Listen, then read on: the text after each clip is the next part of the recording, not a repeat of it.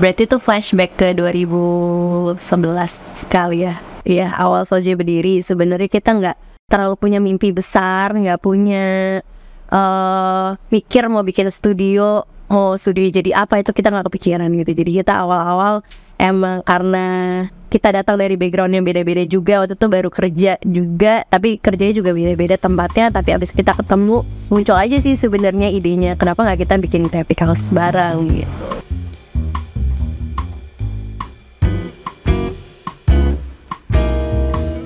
Soje itu waktu kita pertama cari-cari nama, kita pengen cari nama sebenarnya yang kita banget waktu itu. Kita emang backgroundnya, kita suka kuliner, kita suka makan gitu. Dan kita juga waktu itu kerjanya untuk bidang F&B gitu. Jadi kita nyari nama yang berbau-bau itu. Soje itu inspired dari kata saus. Jadi dari kata saus itu kita pengen jadi sesuatu yang menambah bumbu. Rasa dari kita yang punya rasa berbeda-beda, tapi kita pengen punya impact yang beda juga untuk dunia desain lah, kurang lebih kayak gitu.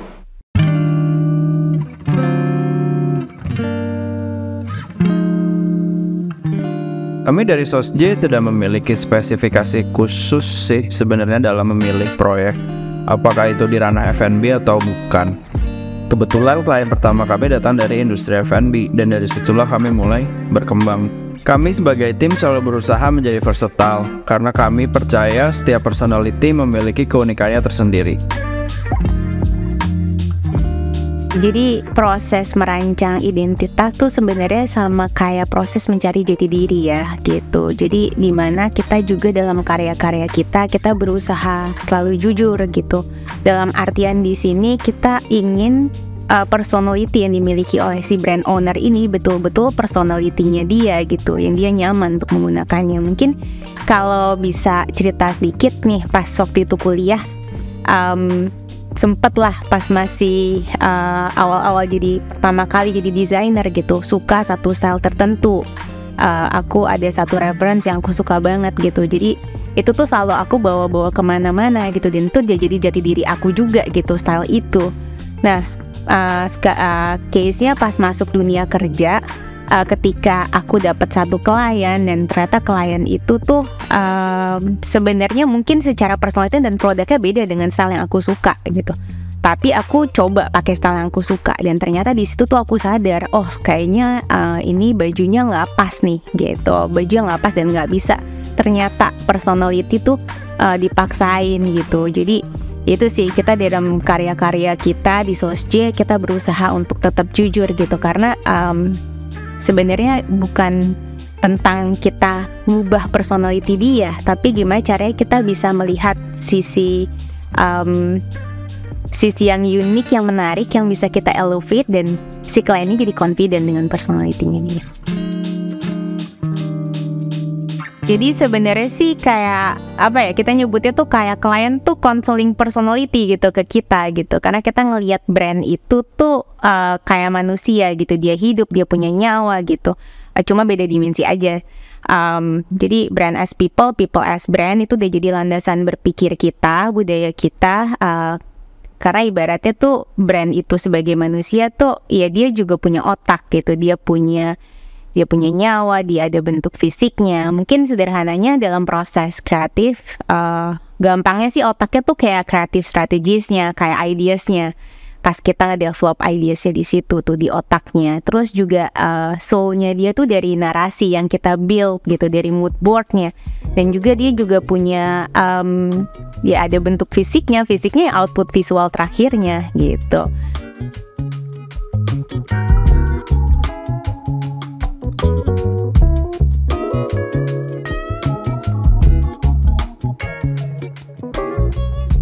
Kami sih lebih fokus untuk memberikan pengalaman yang holistik bagi semua pelanggan.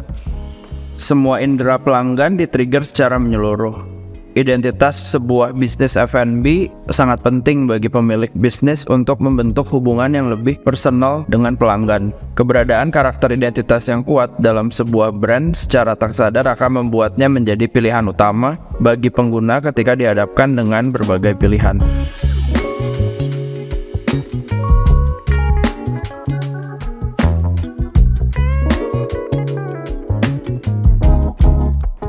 tentunya menjalani SOSJ selama 12 tahun nggak selalu smooth lah ya, pasti ada banyak tantangannya.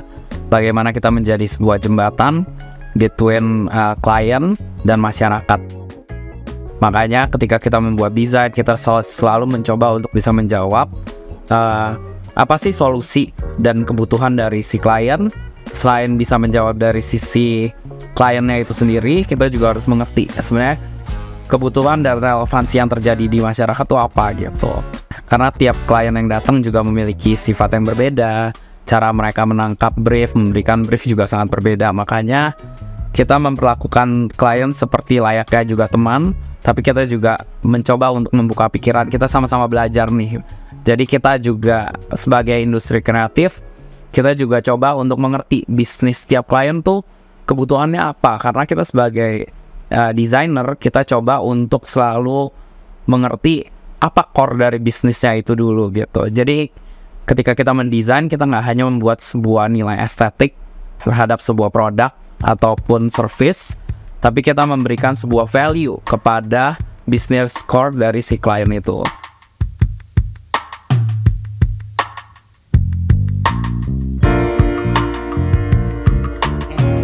Sebenarnya penting banget pendewasaan karakter dalam proses kreativitas gitu. Di sini maksudnya apa?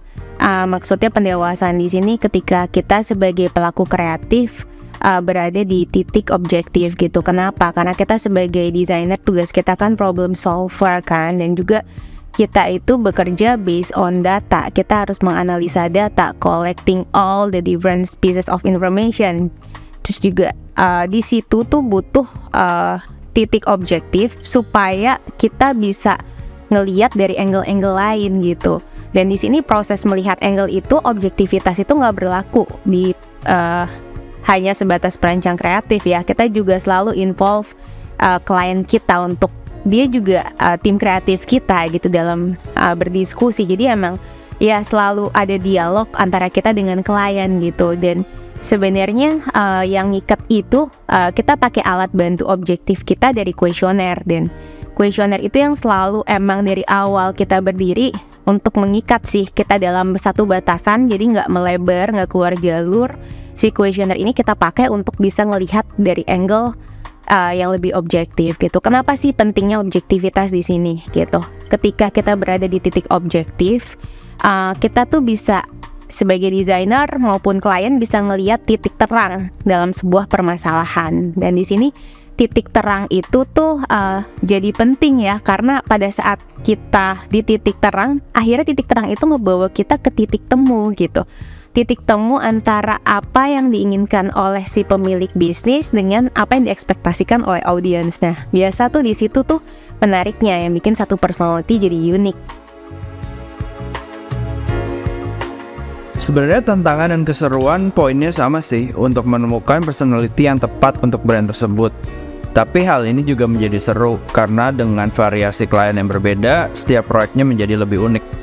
Kita sebagai desainer kan punya kecenderungan untuk ngelihat sisi estetisnya terlebih dahulu gitu. Dan di sini makanya pentingnya objektivitas supaya kita bisa menghasilkan sebuah karya yang fungsional tapi juga menarik gitu.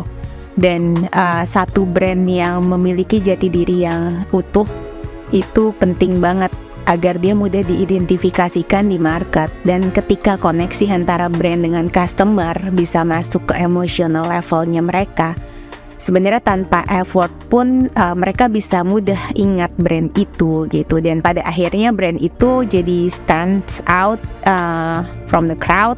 Dan ini penting banget, apalagi sekarang kita masuk di era dimana orang mulai lebih paham, lebih butuh, lebih aware, lebih sadar akan sebuah pentingnya brand sebagai sebuah tolak ukur kredibilitas.